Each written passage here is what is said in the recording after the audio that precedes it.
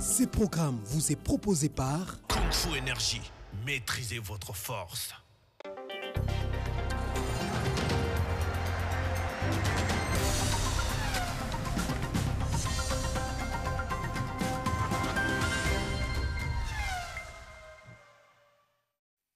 La Fédération congolaise de football association a sommé le Daring Club Motema Pembe de payer 17 500 $ pour le transfert de Vini Bongonga pour la saison 2019-2020.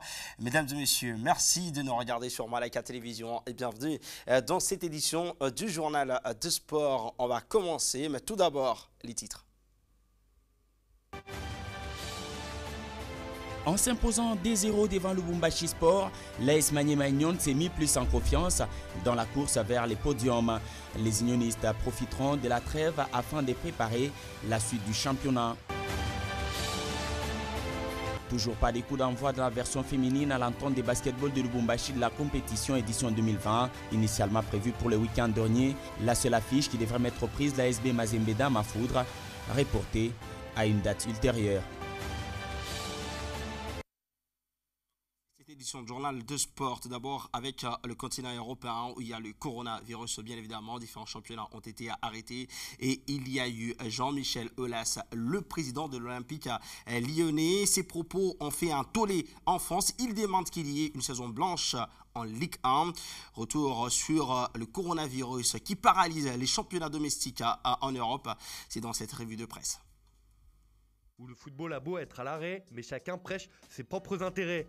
Vendredi soir, dans les colonnes du Monde, Jean-Michel Aulas proposait une saison blanche avec le classement de la saison dernière en Ligue 1 si le championnat ne reprenait pas pour déterminer les équipes européennes la saison prochaine. Le journal L'Équipe revient sur les propos du président de l'OL et estime qu'Aulas choque la Ligue 1 dans le contexte actuel. Une déclaration qui a déclenché un véritable tollé chez les différents clubs de l'élite. Mais surtout, cela a provoqué une véritable passe d'armes entre le président lyonnais et celui de l'Olympique de Marseille, Jacques-Henri Hérault. Dans les pages intérieures du Progrès, on estime que Jean-Michel Aulas est taxé d'opportunisme. Alors qu'on ne sait pas quand la France va sortir de la plus grave crise sanitaire depuis un siècle, selon les mots du président de la République, une chose est sûre, le football n'en sortira pas grandi. On part en Angleterre où la Première Ligue est toujours dans le flou. À l'arrêt jusqu'au 4 avril prochain, l'Angleterre ne sait pas quand le championnat va reprendre non plus. Alors les clubs du royaume de Sa Majesté commencent à envisager la suite. D'après The Independent, les différents présidents vont prochainement se réunir afin de faire l'union sacrée et prendre les décisions qui s'imposent, alors que plusieurs dirigeants ne sont pas sur la même longueur d'onde. En effet, certains militent pour une saison blanche qui serait remise à zéro et d'autres veulent que Liverpool soit sacré champion d'Angleterre, ce qui paraîtrait logique au vu de la performance des Reds cette saison. Direction l'Espagne où c'est une information mercato qui fait la une de Mundo Deportivo. Et c'est une vieille rengaine qui revient sur la table, Neymar au FC Barcelone. Selon le journal catalan, le Paris Saint-Germain a fixé le prix du Brésilien et celui-ci vaut 150 millions d'euros. Une information pour le moins étonnante alors que Neymar a grandement participé à la qualification du club de la capitale en quart de finale de la Ligue des Champions contre le Borussia Dortmund mercredi dernier. Toujours dans la péninsule, le journal Sport milite pour l'attribution du titre de champion au FC Barcelone.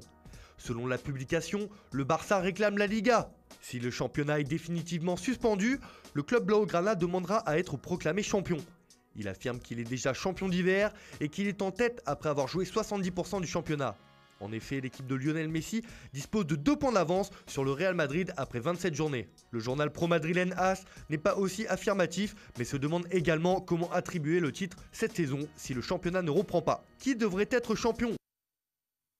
Et puis, mesures préventives de la Fédération congolaise de football association suite aux 2 cas suspects de coronavirus en République démocratique du Congo. On arrête tout. Il n'y aura plus donc de championnat pendant au moins 30 jours. Et la Ligue nationale de football en souffrirait énormément. Pourquoi ? Parce que ce championnat souffre déjà de contraintes de calendrier de la Confédération africaine de football.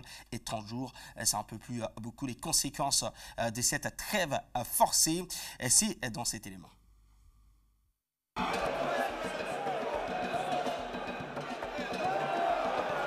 Alors que la saison sportive est censée prendre fin le 31 mai de chaque année en RDC, celle de 2019-2020 pourrait aller au-delà. La Fédération congolaise de football association a pris la décision de suspendre toutes les activités liées au football pendant au moins 30 jours sur toute l'étendue du territoire national suite aux 2 cas suspects de coronavirus annoncés par le ministère national de la Santé. Déjà sur le point de connaître un retard avec l'organisation de la 6e édition du championnat d'Afrique des Nations, la Ligue nationale de football dans les 2 divisions est en passe de connaître un coup de frein de plus avec cette décision. À la Ligue Foot, l'on ajoute des championnats locaux tels que l'entente de football de Lubumbashi, le tour préliminaire de la Coupe du Congo de football dans différents sites. Un handicap pour les clubs qui manqueront des compétitions dans les jambes. Par ailleurs, une question se pose. Comment les joueurs, les entraîneurs et dirigeants des clubs vont-ils gérer cette période des trêves forcées? Une question pas facile à répondre. Pendant ce temps, seuls les joueurs présélectionnés pour les CHAN sont exemptés par cette décision puisque concernés par le stage bloqué prévu à partir du 16 mars à Kinshasa. Une dérogation pourrait être demandée par l'instance dirigeante du football du pays afin de permettre aux entités subdélégataires de bien finir leur saison. Ceci pourrait avoir des conséquences sur la saison sportive 2020-2021 si les activités ne se terminent pas avant. Et les derniers matchs de la Vodacom Ligue 1 se sont joués le week-end dernier, hier dimanche, plus précisément au stade de Martyrs de la Pentecôte. Et l'AS Club est reparti du stade des Martyrs avec une victoire de 2-0 face à la formation de Renaissance. Belle victoire, plutôt de 2-0, excusez-moi. Belle victoire acquise au cours de la première période, 6e minute, Fiston Maele. Et puis après, Jérémy Mumbere a scellé le sort des Rennais dans cette partie. Résumé du match. Les contrôles de trop dans la surface de réparation. Les Moscovites peuvent aller en trêve avec le sourire. Les Banambongo ont gratté 3 points combien importants pour la course à l'Afrique dans un choc pas si réduisant comme ce fut le cas contre des Saint-Pays, mais autant spectaculaire au vu de la forme de ce que promet être un vrai club Renaissance au stade des Martyrs. Dans le viseur de la commission des disciplines de la Ligue nationale de football, le FC Renaissance attrape dans une fin de semaine très agitée. Les Banafibo avaient peut-être la tête ailleurs et pas suffisamment lotis pour flinguer une équipe de l'AS Club qui n'a plus été poussif depuis un moment. L'équipe de Florent Ibengue commence à retrouver des réglages coordonnés tels une machine. Et dans cette position où les dauphins noirs sont intraitables, il y a 2 joueurs qui y brillent. J'ai pas de réparation, Fiston Kalala, il est parti complètement et c'est la frappe et l'ouverture du score. Fiston Kalala Mayele qui vient d'enfoncer les clous. Il inscrit son 10e but de la compétition, 12e but de la compétition. 6e minute, Fiston Maele inscrit son 12e but du championnat. Le Lolabé subtilisa le ballon dans le pied du défenseur aîné. La suite, c'est une histoire d'amour entre les filets et l'ancien joueur de Simba Kamikaze. Avec Club tue complètement le match dans l'œuf avant le quart d'heure de jeu. Renaissance est dépassé, subit et se fait saigner débordement de Mouloko du Capel. Il envoie un amour de passe vers Jérémy Mumbere, 2-0.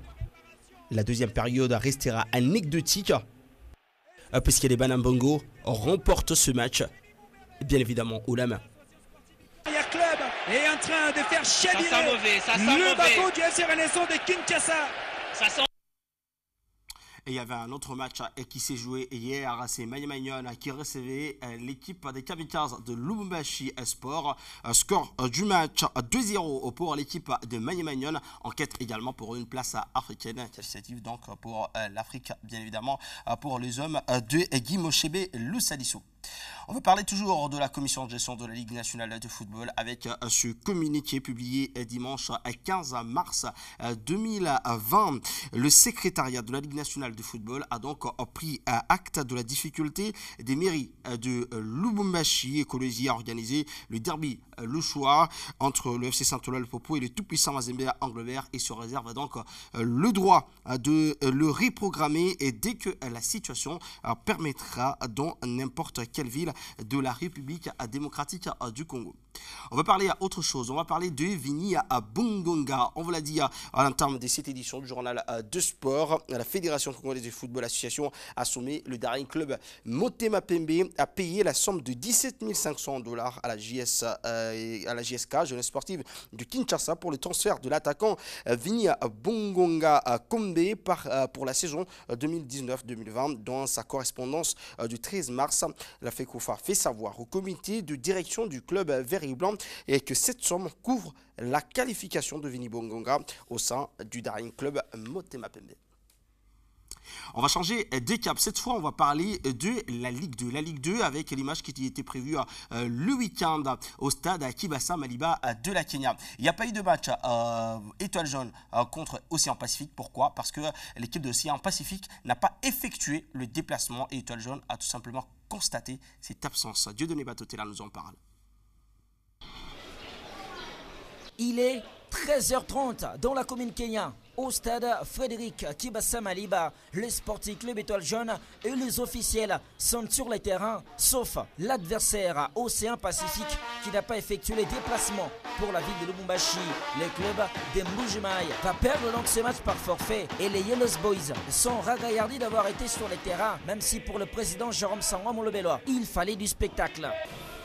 On empoche les 3 points, mais on avait voulu jouer ce match. C'est ça une bonne préparation. Avoir 3 points, c'est bien, pour moi, ça ne me fait pas vraiment la joie. Je veux voir les jeunes gens jouer. C'est dommage, ils ne sont pas venus. Je crois que c'est une question de mise. C'était donc le 4e match d'Étoile Jaune dans cette phase retour de la 2e édition de la Ligue nationale de football dans sa 2e division. Les clubs étoilés totalisera ainsi 36 points dans son escarcelle à la 2e position de cette compétition. Claque inoubliable reçu par l'AS Nusoger face à Chinkunku. Ça a été complètement difficile. Un match à rebondissement et Chinkunku, au sortir de cette partie, a remporté les 3 points du jour. 3 buts contre 2. Match également spectaculaire avec beaucoup de buts dans cette rencontre. Nusoger qui s'est donc incliné chez lui à la maison au stade Kibasa Maliba de la Kenya. Résumé du match avec Dieudonné Batotela. L'Union sportive Chinkunku Sangabilimbi a réussi un match parfait devant l'AS Nusoger de Lubumbashi au complexe Omnisport Frédéric Kibasa Maliba de la Kenya ce samedi 14 mars 2020. Les visiteurs ouvrent les scores déjà à la première minute de jeu grâce à Bakolele qui réussit un coup franc magnifique. 1-0 pour Chinkunku.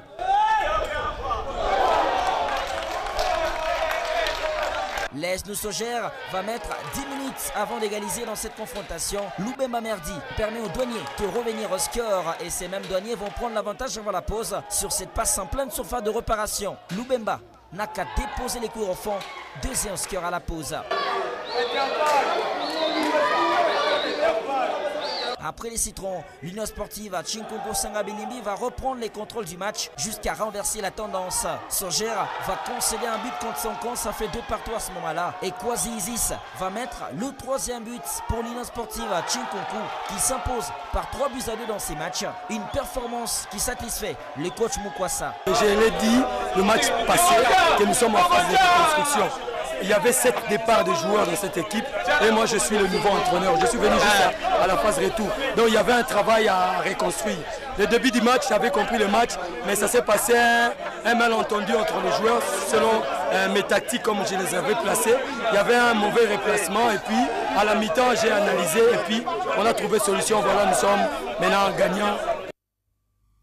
On va changer des disciplines, on va parler de la balle au panier, le basketball. Il n'y a donc pas eu de début de championnat chez les dames à l'entente urbaine de basketball de Lubumbashi. Le seul match qui était prévu hier a été tout simplement reporté. Il devrait opposer Mazembe à la formation de Foudre. Et puis après, dans l'après-midi, les hommes ont poursuivi leur championnat. Jessica Douala est tombé devant Saint-Raphaël 25 contre 34. Et puis Lupopo devant Maison de Jeunes 34 contre 36. Pour la formation de Maison de Jeunes qui a remporté ce match. Et puis Mazembe Espoir n'a pas été plus fort que le BCA Horizon qui a remporté son tout premier match de la saison 55 contre 39. Et puis l'équipe de The First Best Club du président Enrico Da Silva a aussi fait un très très bon résultat la journée du samedi à l'entente urbaine de basketball de Lubumbashi. Le résumé de ces 2 matchs. La 3e rencontre était la bonne pour se concocter une première victoire pour le BC Horizon en cette nouvelle saison à l'entente urbaine de basketball de Lubumbashi. On n'avait pas droit de perdre encore aujourd'hui. C'est là on a fourni des efforts afin de gagner les matchs d'aujourd'hui. La consigne était de se battre du début à la fin, jusqu'à ce que l'arbitre va donner son coup d'arrêt des sifflets. Les joueurs se sont battus du début à la fin, c'est pour cela qu'on a gagné le match. Sortis d'une série noire de défaites en 2 sorties, les protégés de Liba Moïse ont surfé sur l'entame tonitruante du BC Mazembe Espoir déjà au premier quart-temps en s'accrochant avec une égalité 15 points partout face à Mazembe Espoir. Shekina Mazou d'Adjumbayo vont relever l'étendard d'Horizon en creusant l'écart dans le deuxième quart-temps. Mazembe perd les duels et les rebonds, 30-19 pour Horizon à la mi-temps. L'écart de 11 points va être réduit de peu au bout du troisième quart-temps, 38-30. Malgré les efforts de Luc Kadish, Kalenda Franck et ses compères, la tendance au marquoir ne va pas changer. La différence de points va même se creuser davantage au terme du quatrième quart-temps en faveur du BC Horizon. 55 contre 39, Mazembe Espoir est battu. Nous avons mal commencé notre championnat, mais j'espère que nous allons nous réveiller le plus tôt possible parce que ça fait 2 sorties de défaite, ça fait très mal, mais nous espérons bien que nous allons nous relever. Nous allons rentrer plus vite aux entraînements pour essayer de travailler. Ensuite, nous sommes en train de se préparer, on n'a pas le droit à l'échec cette année, nous devons faire de tous nos efforts en train d'être parmi les 4 premiers. En deuxième explication de la journée, The First Best Club a aussi montré ses muscles face à Saint-Martin. C'est l'écart de 20 points au marquoir qui sanctionne la partie, 56 contre 36.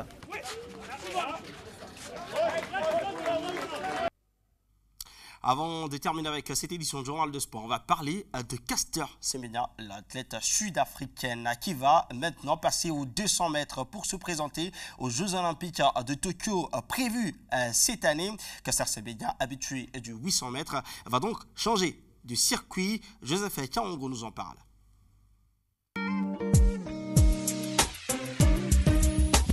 La double championne olympique du 800 mètres, Caster Semenya, a annoncé le week-end dernier son intention de participer au JO 2020 à Tokyo sur des 100 mètres pour contourner les règlements sur les femmes hyperandrogènes qui lui interdit de courir sur des distances de 400 mètres ou plus. Âgée de 29 ans, la Sud-Africaine, double championne olympique sur 800 mètres en 2012 et 2016, ne pourra pas s'aligner à Tokyo sur sa distance de prédilection. La faute au nouveau règlement de la Fédération internationale d'athlétisme qui interdit aux femmes hyperandrogènes les distances de 400 mètres ou plus en marge du bras de fer qu'elle continue de mener avec les instances internationales pour faire casser ces nouveaux règlements.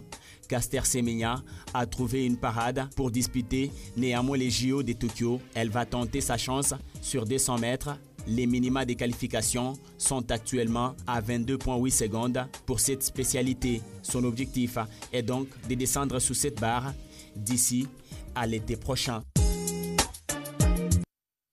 C'est plutôt un élément de Félix Mojinga, autant pour moi, et du cyclisme dans cette édition du Journal de Sport, ouverture de la saison sportive 2020-2021 à la Ligue interprovinciale du cyclisme du Katanga le dimanche 15 mars 2020, c'était hier. Une course de 36 km allant de Likasi à Fungourmé qui a été organisée avec la participation des ententes Lubumbashi, Kipushi, Likasi, Kolwezi ainsi que Fungourmé. Hussein Yanda a remporté cette course qui lance la nouvelle saison sportive à la Ligue de cyclisme du Katanga. Mesdames et messieurs, merci à vous tous d'avoir suivi cette édition du Journal des Sports. C'était un plaisir de vous la présenter. On se retrouve dans les prochaines heures, notamment à partir de 19h juste pour une nouvelle édition de M-Sport. D'ici là, portez-vous bien et passez surtout une bonne journée, un bon début de la semaine à vous tous.